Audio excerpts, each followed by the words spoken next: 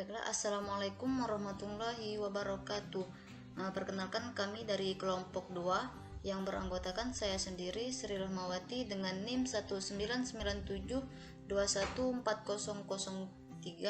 dan Diani Hilyatul Aulia dengan NIM 1997214004, dan Niken Widyaningrum dengan NIM 1997214007. Nah, di sini kami akan membahas tentang metodologi hukum Islam yang pertama, yaitu qiyas, ihtisan, dan uruf. Di sini saya akan membahas tentang qiyas. Secara etimologi, qiyas merupakan bentuk masdar dari kata qasa yaqisu, yang artinya ukuran, mengetahui ukuran sesuatu.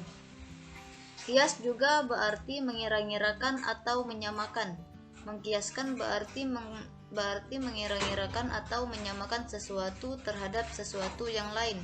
Sedangkan secara terminologi, menurut ulama usul fikih, qiyas adalah menyamakan sesuatu yang tidak ada nas hukumnya dalam sesuatu yang ada nas hukumnya karena adanya persamaan ilat hukum.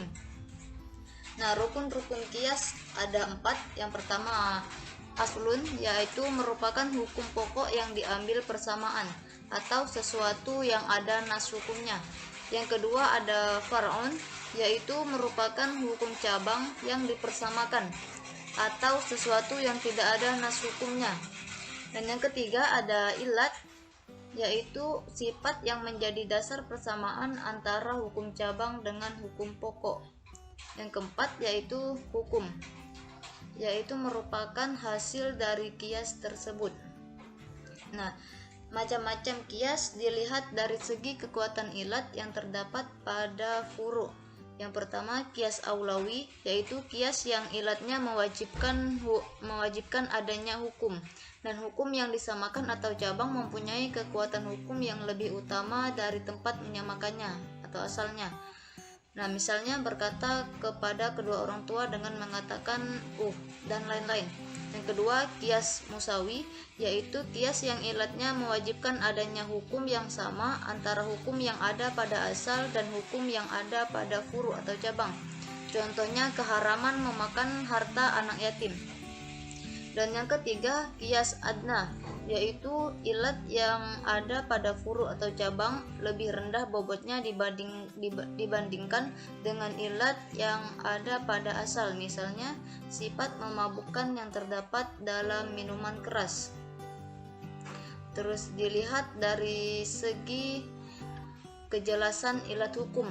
Yang pertama, qiyas jali, yaitu qiyas yang ilatnya ditegaskan oleh nas bersamaan dengan penetapan hukum asal, atau ilatnya itu tidak ditegaskan oleh nas, tetapi dapat dipastikan bahwa tidak ada pengaruh dari perbedaan antara asal dan furu'. Contohnya dalam kasus diperbolehkannya bagi musafir laki-laki dan perempuan untuk mengqashar sholat ketika perjalanan, sekalipun di antara keduanya terdapat perbedaan kelamin, tetapi perbedaan ini tidak memengaruhi terhadap kebolehan wanita mengqashar sholat. Ilatnya adalah sama-sama dalam perjalanan. Yang kedua ada qiyas khafi, yaitu qiyas yang ilatnya tidak disebutkan dalam nas. Contohnya mengkiaskan pembunuhan dengan menggunakan benda berat kepada pembunuhan dengan menggunakan benda tajam dalam pemberlakuan hukum qiyas, karena ilatnya sama-sama pembunuhan yang dilakukan dengan senjata. Yang kedua yaitu ada istihsan. Kata istihsan di sini dalam bahasa Arab yang berarti baik. Nah, secara etimologi, kata istihsan memiliki arti menganggap sesuatu itu baik.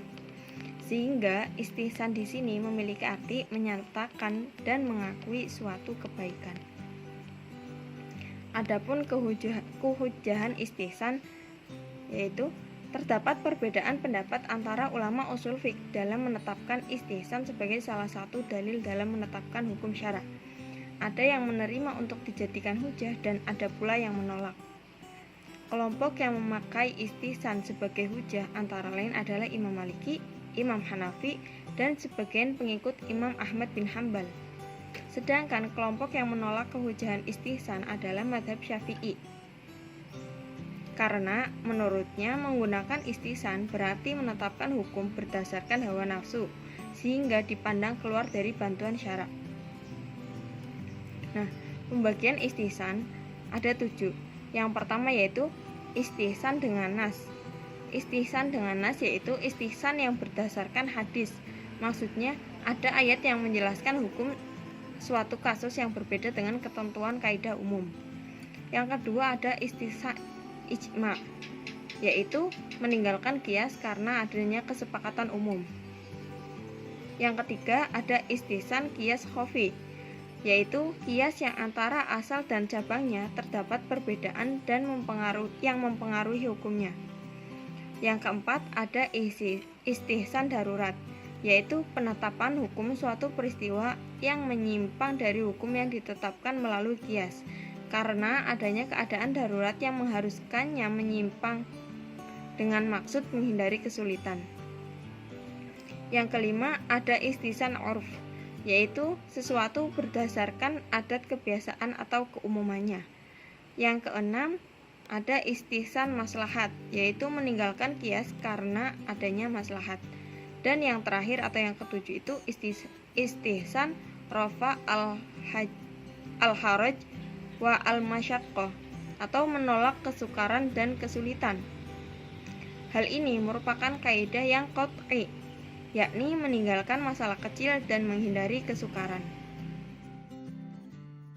Selanjutnya yaitu tentang urf. Nah, secara bahasa, kata urf ini berasal dari kata arafa yu'rafu, yang berarti mengetahui, kemudian dipakai dalam arti sesuatu yang diketahui, dikenal, dianggap baik, dan diterima oleh akal sehat. Nah, sedangkan menurut Abdul Wahab Khalaf mendefinisikan bahwa urf ini merupakan segala apa yang dikenal oleh manusia dan berlaku padanya, baik berupa perkataan, perbuatan, maupun meninggalkan sesuatu. Nah, perbedaan pandangan para ulama tentang pengertian urf sebenarnya mempunyai arti dan substansi yang sama, bahwa urf secara harfiah merupakan suatu keadaan, ucapan, perbuatan, atau ketentuan yang telah dikenal manusia dan telah menjadi tradisi untuk melaksanakannya atau meninggalkannya. Nah, di kalangan masyarakat, urf ini biasa disebut dengan adat.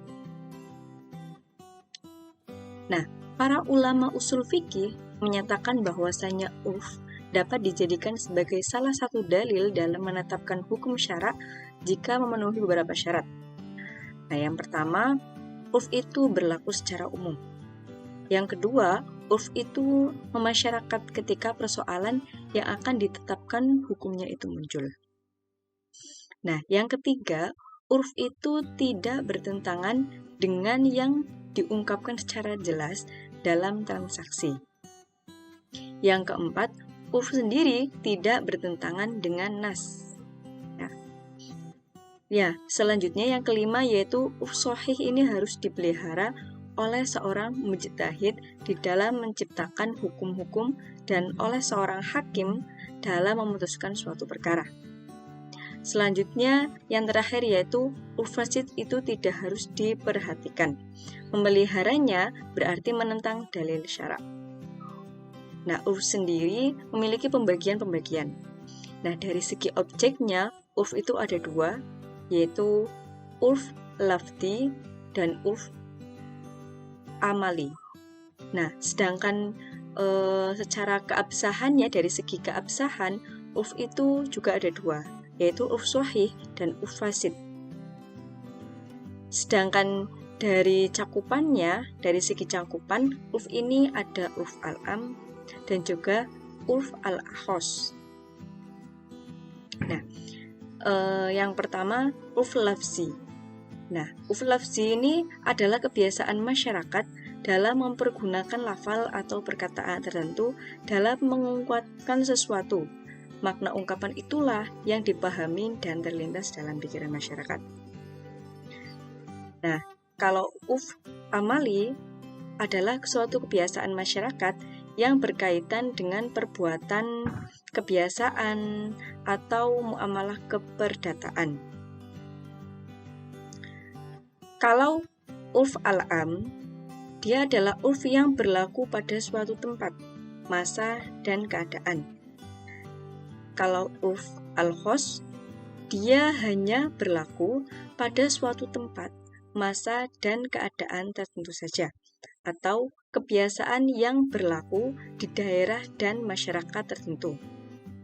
Nah, kalau urf shahih, dia adalah kebiasaan-kebiasaan yang berlaku di tengah-tengah masyarakat, yang tidak bertentangan dengan nas. Kalau urf fasid, ini adalah urf yang kebiasaan bertentangan dengan dalil-dalil syara dan kaidah-kaidah dasar dalam syara. Nah, itu tadi adalah penjelasan tentang urf.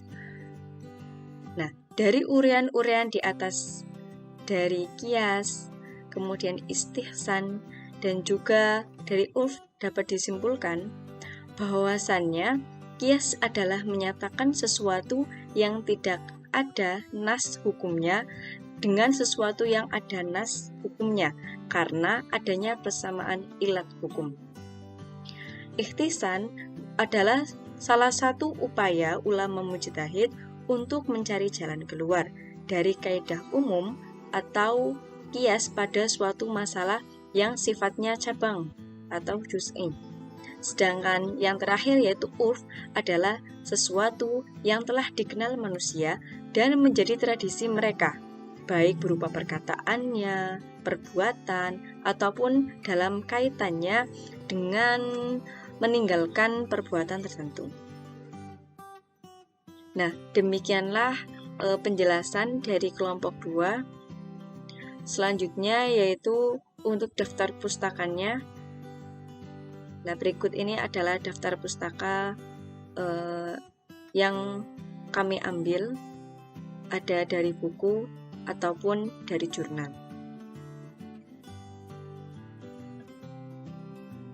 Nah, mungkin cukup itu saja yang dapat kami sampaikan dari kelompok 2. Kurang lebihnya mohon maaf.